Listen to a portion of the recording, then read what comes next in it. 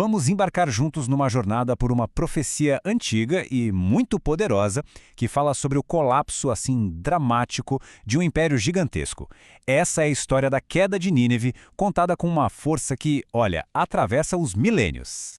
A história já começa com um clima tenso, com essa declaração que soa sombria, quase inevitável. Uma força que parece imparável está vindo na direção da grande cidade de Nínive. E parece que não tem para onde correr. O conflito principal já fica claro logo de cara. E agora a gente entra, digamos, no primeiro ato dessa tragédia. A cidade recebe um aviso bem claro, um chamado para se preparar, mas como a gente vai ver, talvez nenhuma preparação no mundo fosse o bastante. Isso aqui é um comando de puro desespero. É o som de um império tentando juntar as defesas no último minuto, sabe? A urgência é quase palpável. Mas a profecia meio que já indica que o destino da cidade está selado, não importa quanta força eles consigam reunir. Bom, agora a gente vai direto para o campo de batalha. O segundo ato começa pintando uma imagem bem viva do exército invasor. O foco aqui na aparência aterrorizante deles e na velocidade que é simplesmente avassaladora. O primeiro detalhe que salta aos olhos é a cor, escudos vermelhos. Isso não é só uma questão de estética, é um símbolo. Esse tom carmesim já anuncia o derramamento de sangue que está por vir. É uma promessa visual da violência. E a imagem vai crescendo. Não são só os escudos, não. Os próprios guerreiros estão vestidos de escarlate, criando uma visão unificada, ameaçadora. Um verdadeiro mar vermelho de soldados avançando juntos. Repara só como o metal é descrito. Os carros de guerra brilham como se fossem tochas em chamas. Não é um brilho de nobreza, mas o brilho do fogo, da destruição, enquanto eles são preparados para a batalha. E aí vem o movimento. A velocidade é algo sobre-humano, comparada a relâmpagos. Imagina só o caos desses carros de guerra rasgando as ruas da cidade, se chocando uns com os outros na fúria da conquista. Agora a perspectiva muda para dentro da cidade, para a defesa que já está em frangalhos. Nos melhores homens deles, os mais valentes estão em pânico. Eles tropeçam, correm em desordem, a defesa está desmoronando antes mesmo da luta começar de verdade.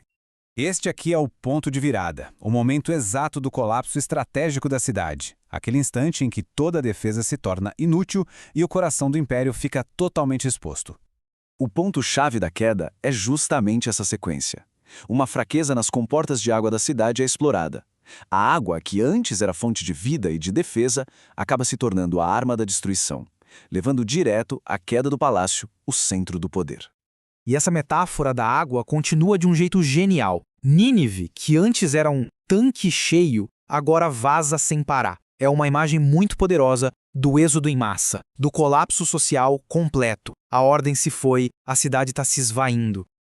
Agora a gente entra no terceiro ato, as consequências da batalha. Com as defesas no chão, a cidade fica aberta para o saque sistemático da sua riqueza, que era imensa.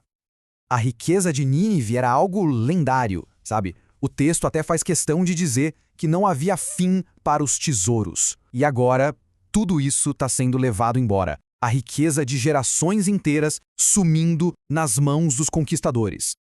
A partir daqui, o ritmo da história muda, fica mais lento, mais pesado. Uma sequência impactante descreve o estado da cidade depois do saque, usando só 3 palavras. A primeira é essa: vazia. A segunda palavra vai ainda mais fundo nessa perda. Despojada. Não só vazia, mas completamente despida de todo o seu valor, de toda a sua glória. E a palavra final que fecha essa imagem: desolada. Uma ruína completa. Juntas, essas 3 palavras pintam um quadro de desolação absoluta. E agora o foco volta para o custo humano. Para os poucos que sobreviveram, o que resta é um trauma profundo, físico e psicológico. É uma cidade dominada pelo medo, pelo desespero, uma sombra do que um dia foi. Para a gente entender o real significado da queda de Nínive, o texto nos apresenta a sua metáfora principal. Esta parte não explica só o que aconteceu, mas também o que a cidade representava. A profecia lança essa pergunta no ar. Uma pergunta retórica e crucial, que prepara o terreno para desconstruir a identidade de Nínive como um império predador. O covil dos leões agora está em silêncio.